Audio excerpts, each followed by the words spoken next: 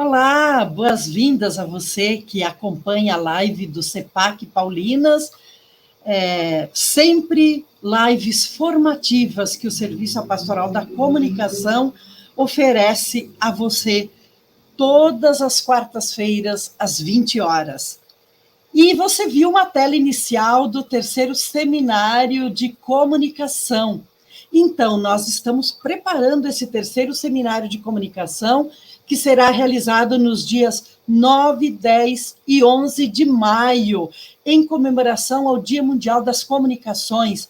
Por isso, o convite para que depois você se inscreva, que você divulgue. Esse seminário está tendo apoio da Signes Brasil, da FAPCOM, a parceria da Arquidiocese de São Paulo e da Pascom Brasil, e realizado aqui por CEPAC Paulinas e Paulinas Cursos, um seminário gratuito aí para a sua formação, falar com o coração. Então, procure aí depois nas nossas redes sociais para você se inscrever, tá bom? E hoje nós estamos assim com um tema muito interessante. Aliás, antes de eu falar do tema, quero convidar também a você se inscrever neste canal Paulinas Cursos. Essas lives permanecem no YouTube. Muitas pessoas falam, mas nesse horário eu tenho compromisso. Então, mas você pode ver depois, a hora que você puder, veja, se sirva para a sua formação, para o seu cultivo espiritual. Nós vamos sempre alternando temáticas nos caminhos da comunicação e hoje, na Semana Santa, nós queremos abordar a temática da fraternidade e vida. Tema propício para essa Semana Santa. Então, vamos refletir sobre esse tema com gestos concretos, né? E a campanha da fraternidade nos convida, dai-lhes vós mesmos de comer fraternidade e fome. Queremos refletir sobre a fraternidade em gestos concretos, partilhados, que solidificam o amor ao próximo, que expressam o amor, o dar a vida por amor. Às vezes, pequenos gestos, um copo d'água. Jesus disse, se você der um copo de água a um dos meus irmãos, é a mim que você está dando. E para essa conversa de hoje, para essa reflexão, nós contamos com a preciosa presença do padre Antônio Sagrado Bogás, que eu convido a entrar aqui na nossa sala. Seja bem-vindo, padre Bogás. Olá, tudo bem? Estou tão contente, irmã Helena, tão contente de estar com a senhora, com você, com as Paulinas. Eu sou devoto das Paulinas pelo carisma e pelo conhecimento que eu tenho das irmãs Paulinas. Ah, meu Cristo Deus, da irmã Joana, da irmã Glória, da irmã Flávia. Olha, meu Deus do céu. Que coisa boa vocês existirem na igreja, que presente que Deus nos deu, que o Tiago Alberione nos deu. Muito obrigada. Ontem celebramos a data de nascimento do bem-aventurado Tiago Alberione. Mas eu sempre digo ao padre Bogás que a admiração é recíproca, porque o padre Bogás, ele é religioso da congregação de Dom Orione, dos Orionitas, uma congregação. Alberione até se inspirou um pouco, né, naqueles tempos, ele é um pouco antes, é pároco, é teólogo, comunicador, professor no ITESP, no Instituto Teológico São Paulo, na Faculdade São Bento, num curso de leigos que eles oferecem para a sua congregação, enfim, produz filmes. Olha, padre Bogás escreve, tem livros, então a sua presença é muito preciosa, tá, padre Bogás? Então, a palavra também é sua para nos ajudar a refletir sobre o tema da fraternidade e vida. Que bom poder falar de um tema muitíssimo, muitíssimo importante, que tem dado um teor concreto, verdadeiro, profundo, na nossa quaresma. A quaresma, irmã Helena, ela tem duas dimensões importantíssimas. olhar para o alto e olhar para o chão. Sabe quem nos ensinou isso? Eu sempre me inspirei naquela estação da Via Sacra, quando Jesus se encontra com as mulheres que vão ao seu encontro, as mulheres que choram e que sofrem olhando para ele. E aí nós olhamos para o Cristo na cruz. Ontem nós celebramos, né, as 7 dores de Maria, né, os seus sofrimentos desde o ventre até a cruz, até o sepulcro, depois as 7 palavras dolorosas do Cristo na cruz.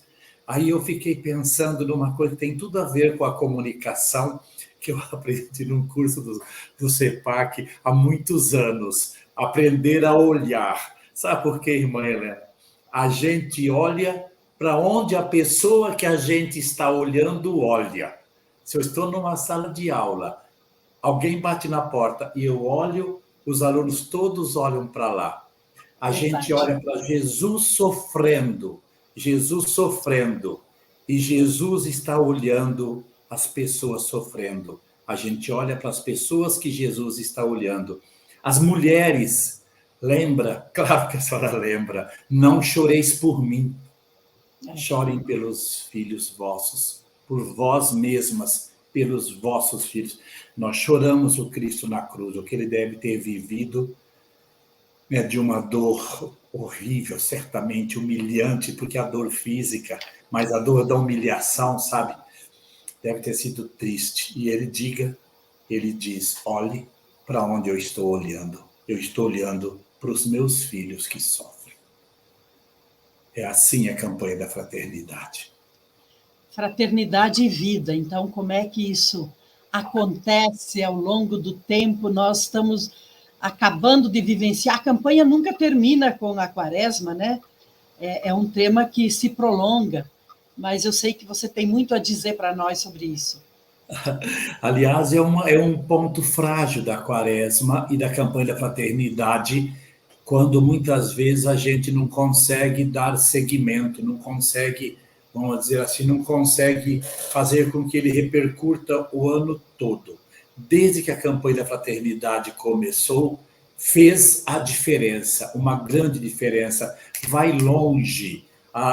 Os indícios da campanha de fraternidade é de 1961, quando 3 padres da Caritas, lá do Rio Grande do Norte, quiseram fazer uma campanha para ajudar os pobres, vítimas da seca daquele ano, daquele período. No próximo ano, em 62, a diocese assumiu. Vamos transformar isso num projeto eclesial, um projeto de povo, um projeto verdadeiro. Aí veio o Concílio Vaticano II, que nos ensina a olhar para a realidade, entrar no mundo, entrar na realidade, entrar na história do povo, para não virarmos gueto. Igreja não pode ser gueto, igreja é a casa de todos os povos e dos pobres. Aí ela foi assumida pela Caritas com Dom Eugênio Salles, do Rio de Janeiro, e a partir de 64 e em 65 começou a tornar-se um projeto da CNBB.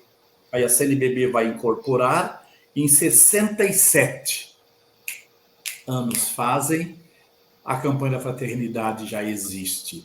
O Frei Márcio, que é amigo nosso, nós conhecemos, ele dizia, se quiser fazer uma radiografia dos dramas do Brasil, acompanhe os títulos da campanha da fraternidade. Aí nós vamos saber quais eram os dramas emergentes. A questão do negro, a questão do indígena, a questão dos povos, a questão das crianças abandonadas, a questão da mulher, a questão... E todas as questões dramáticas que o povo... A pessoa fala, as pessoas não passam fome. As pessoas que falam isso é porque não sabem. Irmã, eu quero deixar um desafio para a senhora. Posso? A senhora vai sair perdendo dessa nossa live.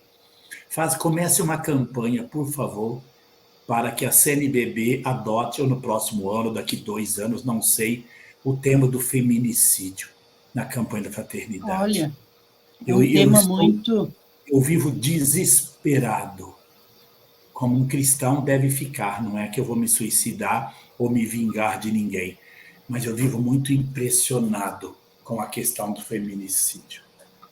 Com o feminicídio e também os abusos, né? Quer dizer, o feminicídio já é o final, praticamente. Já é o final, já é a ponta do Então, iceberg. eu estava vendo hoje, ouvindo uma notícia sobre essa questão das delegacias, 24 horas, tudo para atender a mulher, delegacia da mulher, toda essa proteção. E aqui em São Paulo dizendo, né, que não há estrutura para tudo isso que foi legislado. Então, de fato, além de tudo que carrega por trás, a dificuldade, o medo, muitas vezes os condicionamentos, medo de ser morta, ou por causa de alimentar os filhos, você sabe mais do que eu, né, os motivos. Então, mas eu acho que é uma pauta muito interessante que precisa ser encaminhada assim para a CNBB. Vamos começar o movimento. Vamos começar, sim, vamos começar. Eu estou correndo atrás com a senhora. E você que nos acompanha aí também pode engrossar esse cordão. Muito bem. Mas vamos continuar falando, porque, sem dúvida, onde não há justiça, não há fraternidade. Onde não há respeito, não há fraternidade, não há vida, né? Porque a base é respeitar o ser humano e a mulher que está aí como protagonista na sociedade, né? Deveria ser. Se a gente vai olhar, a maior parte quem carrega nas costas ou no coração. A igreja. Estava falando para as irmãs ontem ainda. A questão, por exemplo, da saúde nas famílias. São as mulheres que cuidam, né? Também na igreja. Sempre são as mulheres, né? A mulher ela é do cuidado, né? Nas celebrações que eu fui nesses dias da nossa Semana Santa, meu Deus, olha, a música estava as mulheres, as leituras, a organização, quem tinha arrumado a igreja. Aí eu tenho vergonha um pouquinho daquilo que a gente se diz. O Dom Morioni tem um texto sobre a questão da mulher. E ele fala, assim, naquele tempo, imagina, um texto de 1921, ele fala a igreja nunca prestou atenção devidamente à questão da mulher, do feminino dentro da igreja, ainda hoje. Mas esse é um tema, vamos começar a ver qual que é o caminho para a gente pensar em pedir a CNBB que pudesse. Claro, eu vi ontem uma foto... Perdão, a gente vai pagar caro depois, vai falar que a igreja ficou fora de uma luta que era muito importante. O que a igreja é feminista, mas tem que ser, né? Claro. No justo sentido. No sentido correto, porque às vezes as pessoas caricaturam os conceitos para condenar as pessoas. Elas caricaturam o que é comunismo, o que é isso, o que é aquilo, para condenar as pessoas. É triste isso. Verdade. Mas é um bom tema emergente dentro de... Eu acho que sempre falar de fraternidade, falar das chagas, como você falou, o desenho da realidade no Brasil, de fato, nós tivemos em 1990 Fraternidade e Mulher. Eu estava em Niterói e coordenei na Arquidiocese de Niterói, porque o arcebispo, na época, pediu para a gente coordenar lá.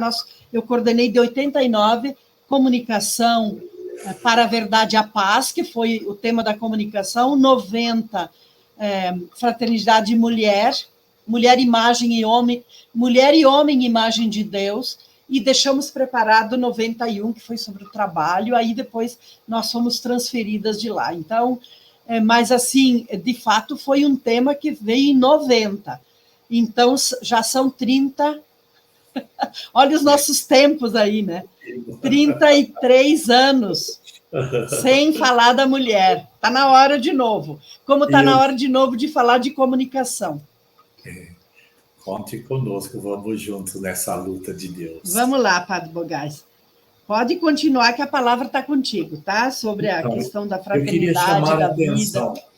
Atenção nessa questão da fraternidade. Primeiro, dizer da urgência dessas lutas. Alguém pode falar, a igreja fala, a igreja fala, a igreja faz e faz muito. Faz muito. A igreja faz e faz muito, muito, muito. E não é só a congregação de São Luís Orione, cada um faz com o seu carisma. Vocês fazem com o que vocês trabalham, comunicam, editam, colocam material em nossas mãos. Eu tinha um padre que falava, padre Renato Scano, um anjo bom nosso, um padre lúcido, muito lúcido, que hoje é falecido. Ele falava, eu agradeço a Deus, antigamente, quando eu era seminarista, né, eu ainda era padre novo, a gente precisava de um santinho, precisava de um livro, precisava de uma comunicação, não tinha que vir de não sei de onde, né? Tinha uns livros. Então, essa luta, cada um no seu carisma. Nós, como leonitas, estamos na linha de frente, mas não na linha de frente da luta. Nós estamos ali, mas tem todos os grupos que estão dando força, que estão lutando juntos, exercendo esse carisma. E nós precisamos sempre estar nessa luta. A questão da campanha da fraternidade, ela é muito criticada por um setor da igreja, que bem claro, um setor da igreja que eu não sei se é cristão. E às vezes quer ser tão católico, bom, alguém acha que colocaram uma roupa tal ou botaram um crucifixo, já me faz católico.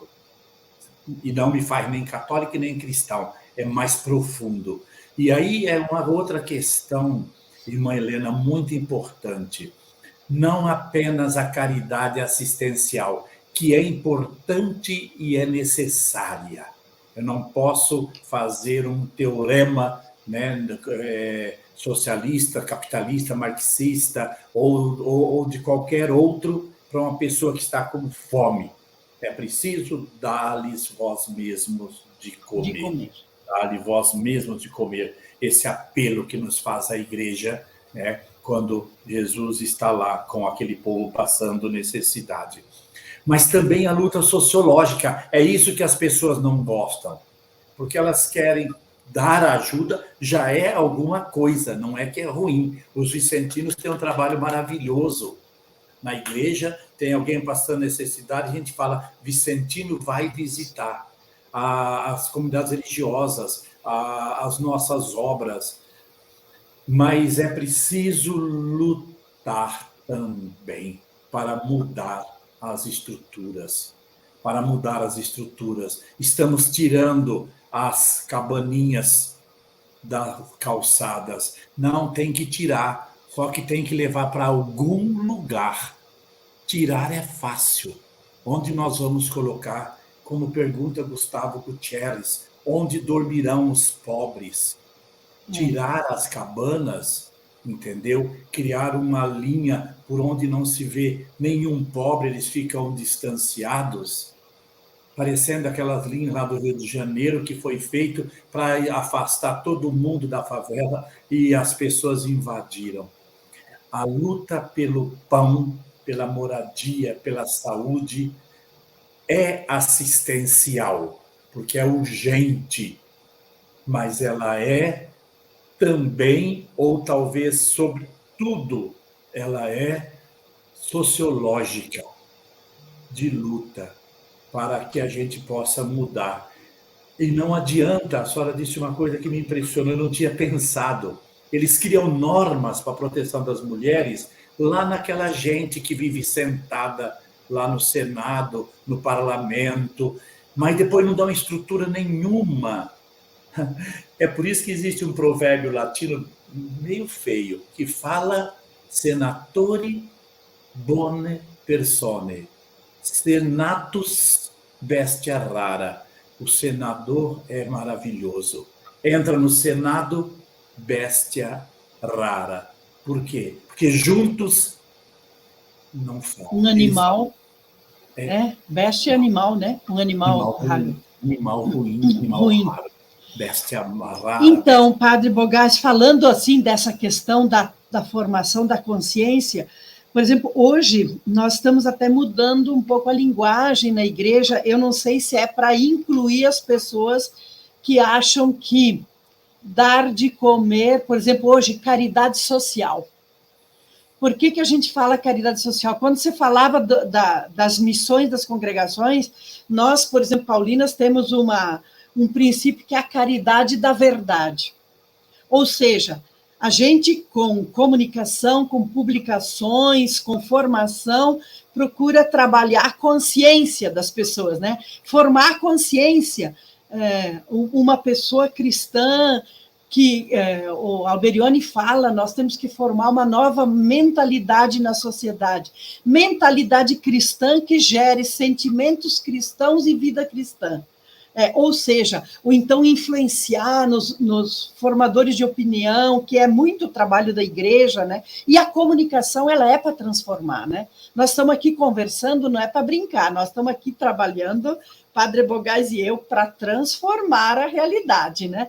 Mas caridade social, será que não é uma forma de incluir as pessoas que acham que a igreja faz caridade e não é papel dela, mas é da prefeitura, é do governo, porque nós sabemos das tantas obras sociais da igreja, que também tem convênio com as prefeituras, que tem trabalhos, assim, às vezes, de outras fontes, né? Caridade social, por que caridade social? É interessante, porque nós que trabalhamos muito ligados a esses projetos, primeiro, nós devemos estar onde e na ausência e nas lacunas dos poderes públicos. Se tiver alguém da prefeitura que fala, eu faço, a gente para de fazer. Para os pobres, nós temos um hospital em Araguaína Por enorme. exemplo, o padre Bogás, né, foi pároco até pouco aqui na Igreja da Querupita, que vocês têm tantas obras sociais. Cutia, que tem tanta obra social. Araguaína, por coincidência, eu estive e visitei, quer dizer, rapidamente ali, e até me Onde chamou a a senhora não atenção esteve, hein, irmã? Não, eu estive, na verdade, dando curso, né? Era a Em todo diocese de lugar a senhora vai dar Tocantinópolis, curso. hoje a Araguaína é a mais nova diocese, né? De Tocantins, eu acho que do Brasil.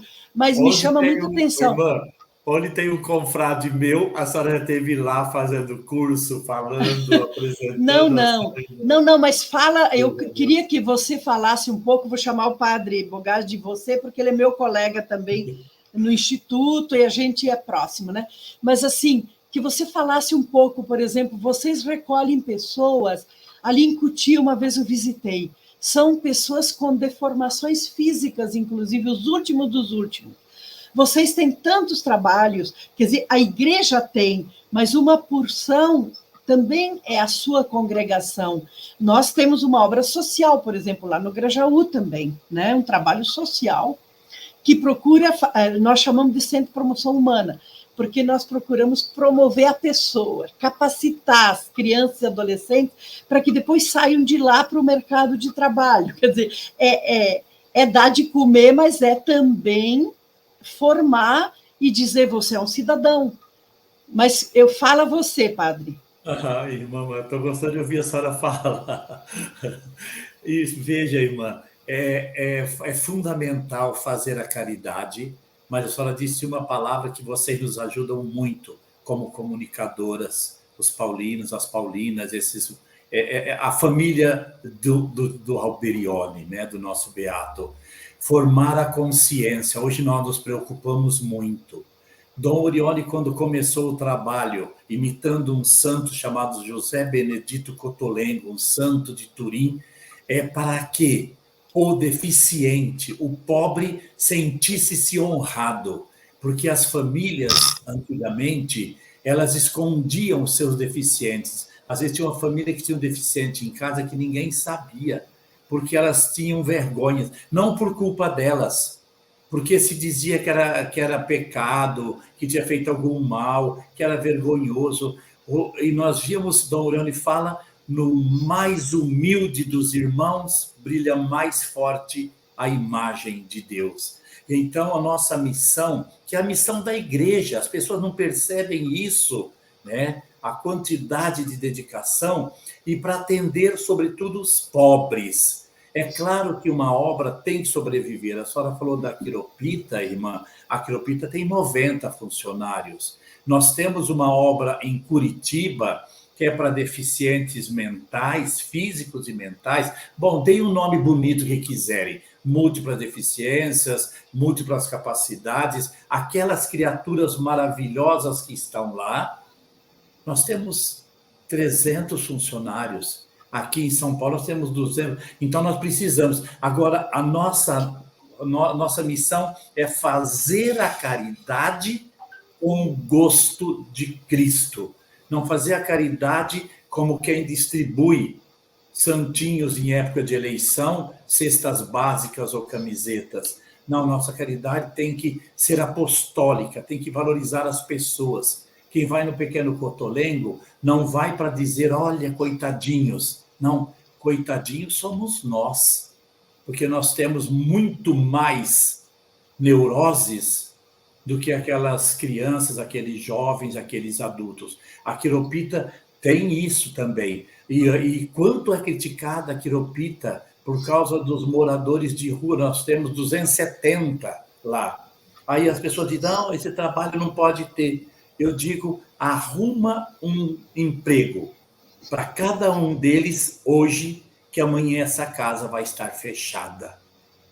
Nós temos que tomar cuidado dessas pessoas que muito criticam e pouco fazem, que muito condenam e não estendem a mão.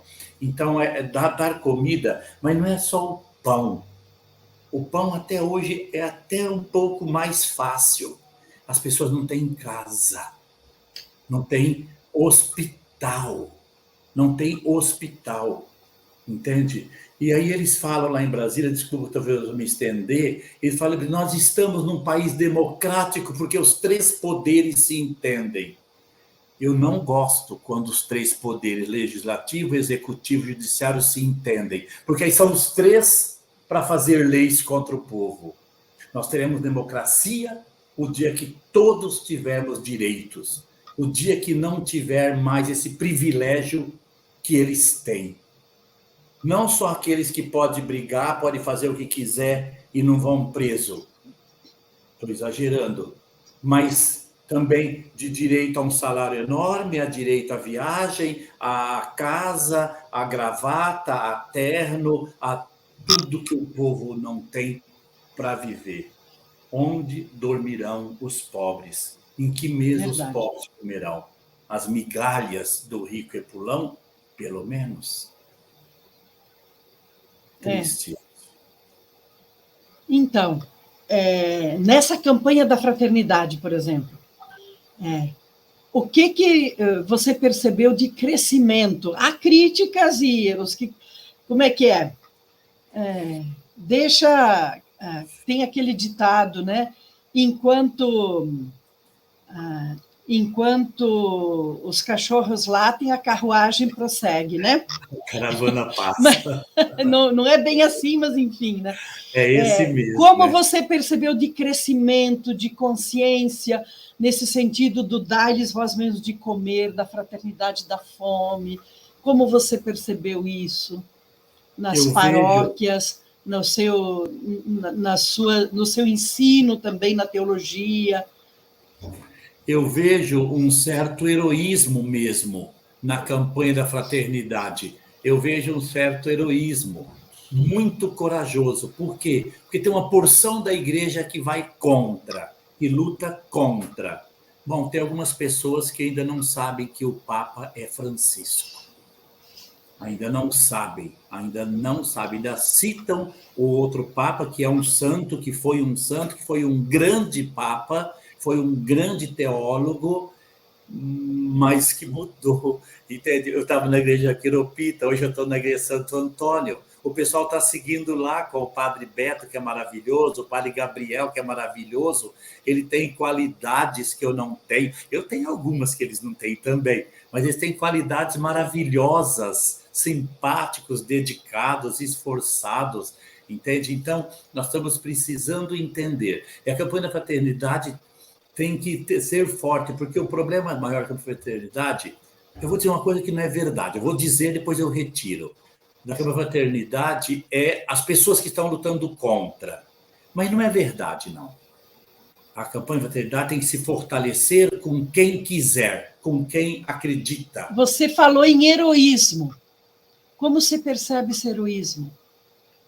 Eu percebo o heroísmo na CNBB, que mesmo criticada, segue em frente. Tem grupos que se dizem católicos, usam todos os ícones católicos, mas não são sequer cristãos, porque lutam para destruir. São pessoas que não querem se desalojar do seu comodismo, do seu poder, do seu interesse, que não aceitam as diferenças de etnias, que querem um mundo litúrgico totalmente vestido de uma única cultura, de um único jeito, que ainda acredita nas castas e não permitem o diferente, mas sem sair do cristianismo, sem sair da ortodoxia, porque excesso de ortodoxia pode gerar heresia.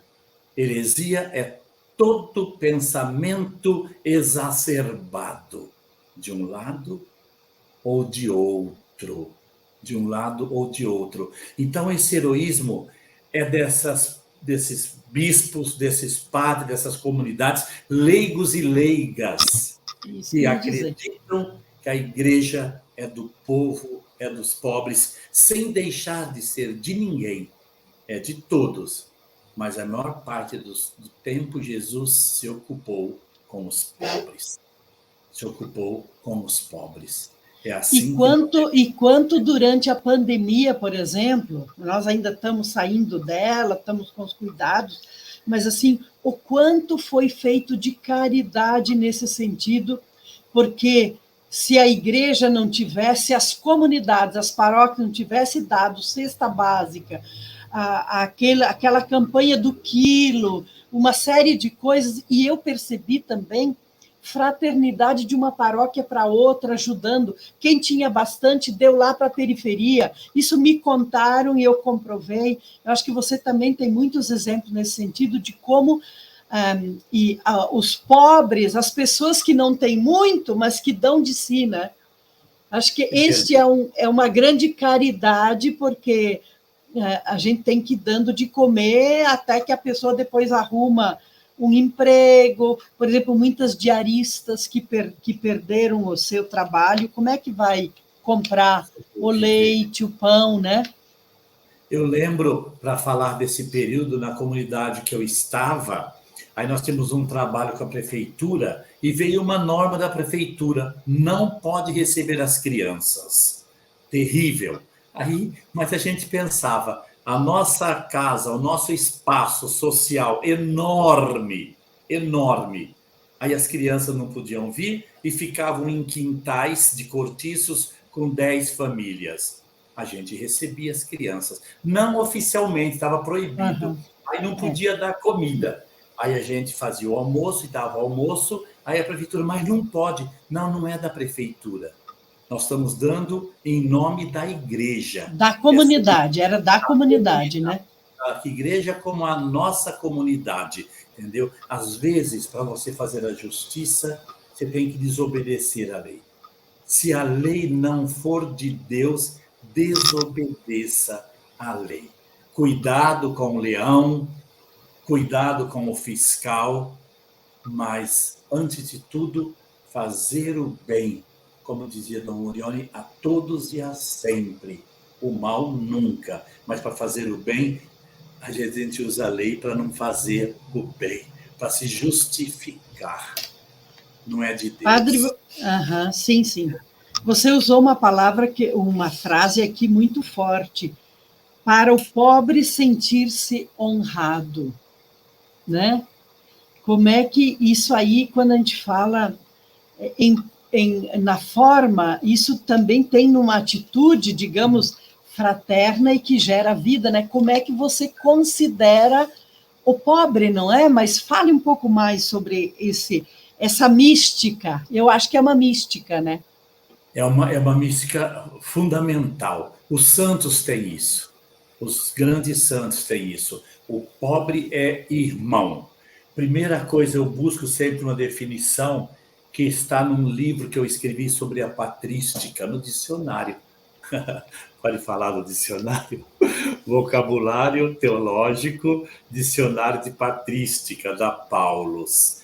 E quando ali eu trato da doutrina social da igreja... Patrística quer dizer o Isso, a história estudo, né, professora dos tem que santos explicar. padres, de toda a tradição da igreja, né?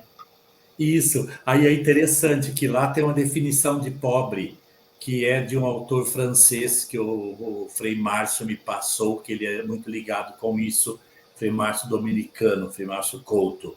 Pobre socialmente, concretamente, é aquele que não tem instrução, não tem a quem recorrer, não tem um nome que o sustenta, não tem a quem buscar na sua aflição. É aquele que carece de direitos e só tem deveres.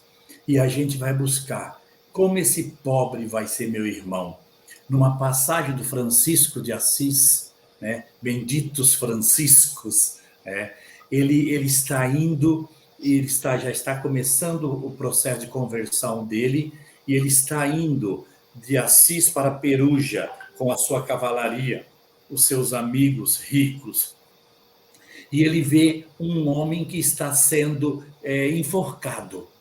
Ele para, desce e começa a gritar: não façam isso, não faça isso.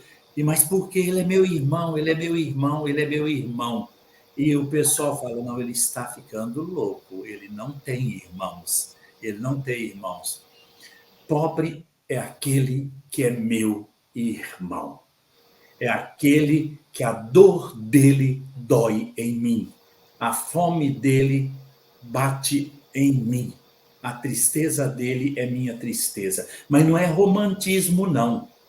É sentir a dor do pobre e fazer alguma coisa, entendeu? Não é um discurso bonito que se faz, eloquente e muitas vezes demagógicos. Isso nós temos que tomar cuidado. Eu cheguei a um momento, na época da teologia da libertação, que as pessoas mal intencionadas vivem criticando sem saber do que se trata. Pegando algumas frases que alguém disse, é doloroso isso. Não é ignorância, é a perversão dos que não são ignorantes e querem manipular.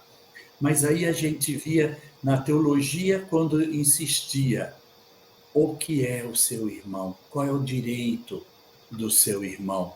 O que é que você está fazendo por ele? Não adianta apostolado. A comida é o céu do flagelado. É claro que nós não vamos nunca nos esquecer, nunca, da dimensão espiritual, porque é ela que nos dá força, é a oração que nos dá força, mas não é uma oração em si mesmada, não é uma oração de autobajulação, é uma oração de comprometimento.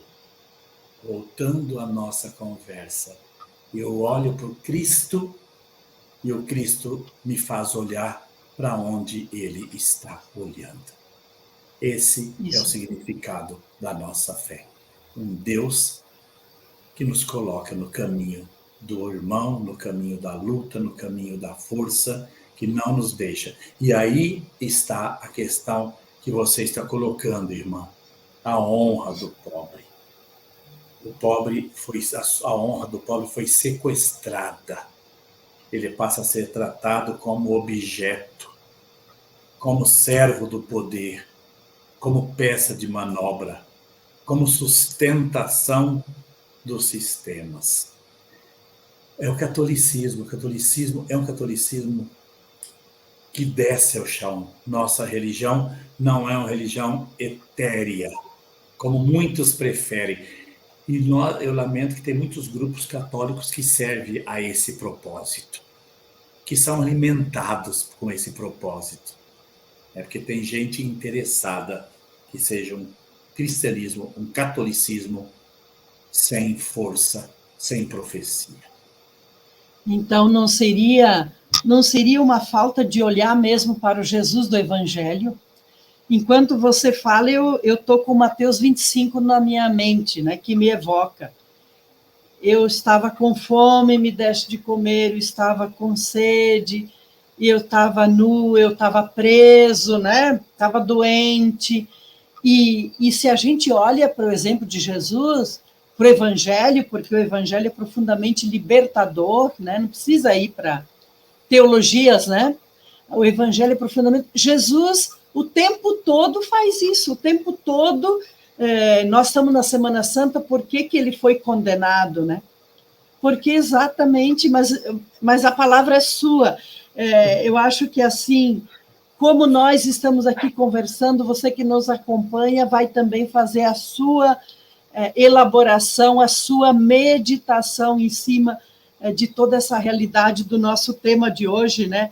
Fraternidade e vida. Porque a fraternidade gera vida, né, Padre Bogassi? A senhora é maravilhosa, a senhora coloca a bola no pênalti para eu cobrar. Um dia eu respondi uma entrevista que a pessoa não me deixava falar, ela falava, e a senhora é tão delicada, obrigado. Mas veja, eu acho que essa fraternidade e vida passa mesmo por aí, né? De Mateus, né? O Evangelho de Mateus, onde, né, a gente vai encontrar a salvação.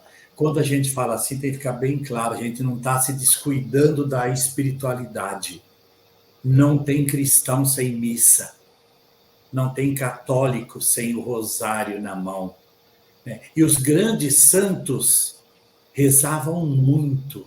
Dom Helder Câmara diz que passava noites rezando. Passava Pedro Casaldário, passavam noites, não tem espiritualidade. Diz que as pessoas faziam um retiro com o Dom Helder Câmara, ele passava a noite. Dom Orione... Alberione levantava 4 horas da manhã.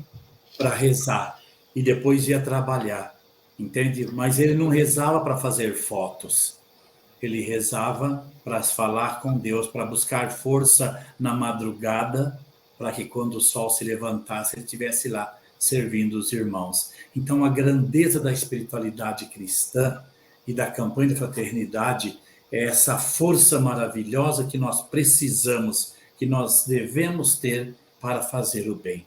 Essa grandeza de Cristo. O cristianismo é uma religião de um Deus encarnado, de um Deus vivo e verdadeiro, de um Deus que se incomoda com a pobreza, de um Deus que se irrita com a prática religiosa de vendilhões. Mas não se trata, repito, de condenar ninguém. Se trata de perceber as várias dimensões do cristianismo. E a campanha da fraternidade não se descuida do olhar de Cristo. De jeito nenhum. Do Cristo na cruz, a oração, o evangelho, a tristeza do Cristo na cruz. Tudo isso faz parte de uma história maravilhosa. Tudo isso. E é isso que nós precisamos cuidar. Que o cristianismo seja pleno, inclusivo e não exclusivo. Porque a história vai nos pedir contas dos nossos preconceitos. Hoje a história nos pede contas, por exemplo, do nosso silêncio, que não foi total na escravidão. A história nos pede contas de momentos em que nós não estivemos presentes na dor do povo. Mas eu insisto, se não fosse a igreja, os indígenas teriam sofrido muito mais. Se não fosse, por exemplo, Bartolomeu de las Casas, para dizer um nome, Padre Vieira, se não fossem tantos os franciscanos, os carmelitas, os maristas, os indígenas e os negros teriam sofrido muito, muito mais. É que também existe uma propaganda anti-eclesial pelo mundo afora, que quer tirar a força profética da igreja. Mas a igreja vai sempre nos perguntar o que você faz pelos pobres. Vai sempre nos insistir, dá-lhes vós mesmos. É bonito isso. Muito bonito. Mas essa força profética, Padre Bogassi, então vamos, né, a gente já falou 50 minutos quase, né? Então, já estamos indo. Quais são, assim, as perspectivas agora, né?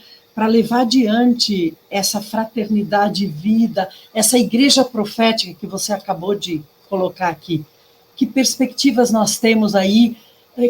Como nós podemos nos envolver mais, que se torne, de fato, uma prática encarnada? Como é que é? Corações ardentes, pés a caminho, pé no chão. O coração sente onde o pé pisa, não é assim? Nossa, bacana. Estou falando que a senhora prepara o pé no time. Veja, é muito interessante isso. Eu vou pensar numa frase do Papa Santo Padre João Paulo II: enquanto houver fome e pobres sobre a terra, nossa Eucaristia será imperfeita. É claro que a Eucaristia perfeita vai ser no paraíso. Pare de permitir que só receba a comunhão quem está na santidade. Que santidade? Aquela dos fariseus, das regrinhas, ou a santidade do coração? Enquanto houver pobres, irmã Helena, nossa Eucaristia será imperfeita. Primeira coisa. Fica para todas as paróquias honestas, e são honestas, todas as comunidades coerentes, e são coerentes, o que nós que recebemos a Eucaristia, o que nós que comungamos cada domingo fazemos para diminuir a fome do mundo.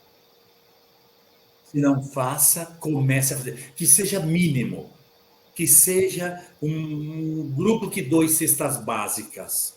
Qualquer coisa é melhor do que nada e o ótimo é inimigo do bom. Se tiver uma luta, faça uma luta. Luta para ter melhores salários, para ter mais direitos, por hospitais. Entende? Eu me impressiono quando Jesus fazia uma cura. Uma cura. Ele era criticado, mas que perversidade de alguém que critica um homem que cura um doente. Eu me lembro que eu estava numa cidade no interior, nós lutávamos por um hospital, e o prefeito, os vereadores eram contra. Lutar por um hospital, pode ter alguém contra? Pois tem. Quem vende remédios e seguro-saúde. Ou quem recebe de quem vende remédios e seguro. Então, eu queria deixar esse aceno, porque você me inspirou a pensar nisso, não esquecer disso. Que cada comunidade cristã verdadeira, não essas que gritam Jesus, Jesus, Jesus e não tira o pé do lugar. Cada comunidade faça alguma coisa a partir dessa campanha para diminuir a fome dos pobres.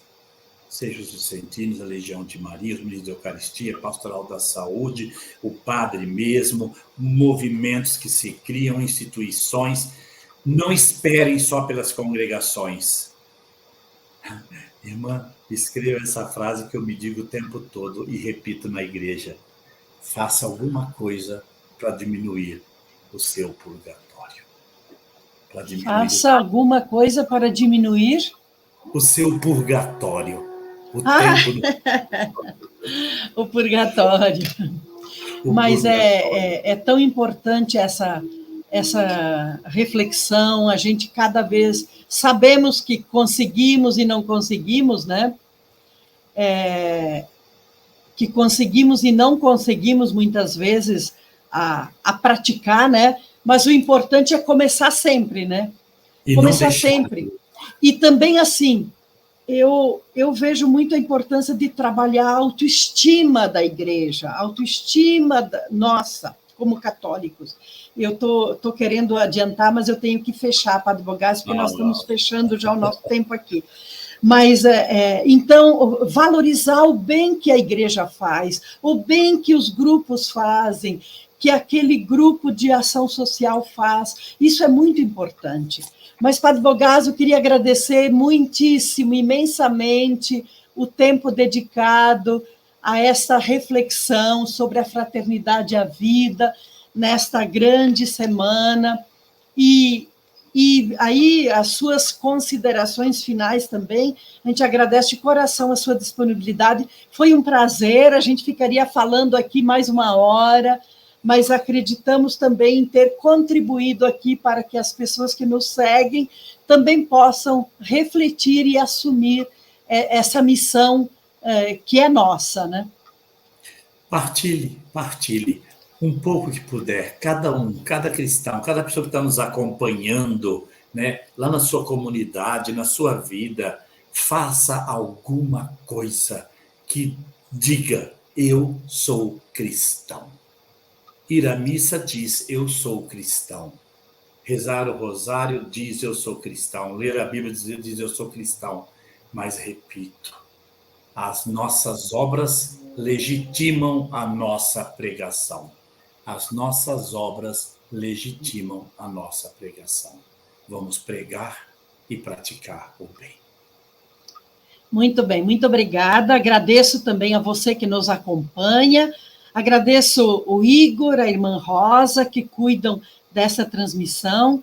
Gratidão a você que, de uma forma ou de outra, está aqui em contato e sendo missionário também, compartilhando esta live, compartilhando temas que são importantes.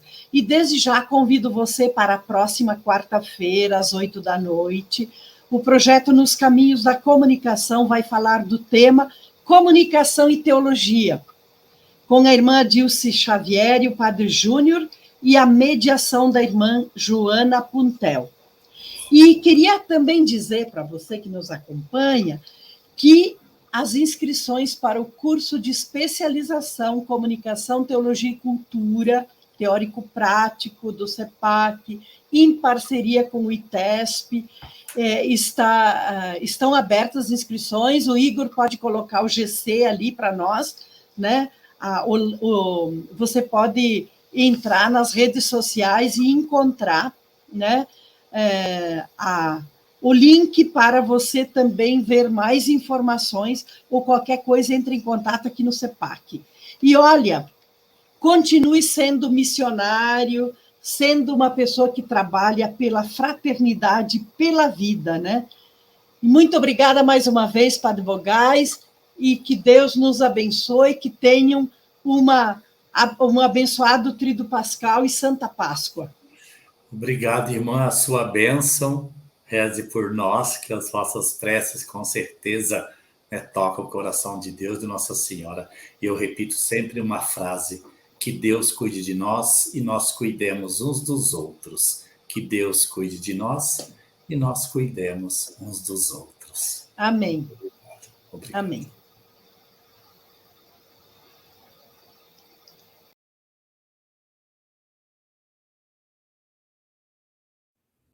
Olá, eu sou a irmã Helena Coraza, das Paulinas, aqui do CEPAC, Serviço Pastoral da Comunicação, e eu acredito que você já está sabendo do Seminário de Comunicação, o 3º Seminário de Comunicação, organizado aqui por Paulinas Cursos nos dias 9, 10 e 11 de maio, sobre o tema do Dia Mundial das Comunicações deste ano. E o mais interessante é que esse seminário, ele é todo online, 9 e 10 apenas online, e no dia 11 híbrido. Como se realiza em São Paulo, então tem a possibilidade do presencial, tá? Então online e presencial. E nós vamos tratar da temática, falar com o coração, com especialistas, com pessoas que nos ajudam a refletir e aprofundar essa mensagem do Papa Francisco. Você já se inscreveu, já recebeu o nosso convite? E se não recebeu, está recebendo, compartilhe. Já estamos com mais de 100 inscritos, mas nós queremos ter um grande número de pessoas que possam amar a comunicação, se dedicar, aperfeiçoar a comunicação. E olha, o link está aqui para a sua inscrição, para você compartilhar com outras pessoas. Nós esperamos você.